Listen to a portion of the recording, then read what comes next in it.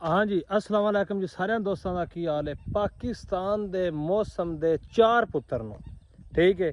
एक पुत्तर है बहार, वो तो मुड़ क्या ही बात है, 12 लैके आंदा है, ठीक है। एक मौसम है, एक उनका पुत्तर है खजां, उनकी भी क्या बात है, खजावां लैके आंदा है। एक पुत्तर है सरमा, वो ठंड लैके आंदा है। वो बंदे बिस्तरें सौन अग बाल के बाण जिवें उन्हां दी मर्जी है बाण वो चस दिंदा है। एक मौसम है गर्मा, जिहड़ा सर नालों वड्डा पुत्तर है, पर वो ते साडे ते अखीर कीती आउंदा है। जे अंदर वड़िए वो बाहर कढ छड्डदा है, इन्ना वो तरपांदा है। जे बाहर जाइए तो वो अंदर वाड़दा है। जे छावें बविए तो मुड़की कर दिंदा है। जे पानी बविए मुड़ 10 मिनट सुकून वो दिंदा है, नहीं तो सुकून ही नहीं दिंदा। एड्डा बोरी वाला पुत्तर है, पर सन ऐस इत्थे लै आंदा सारे मुल्क नूं।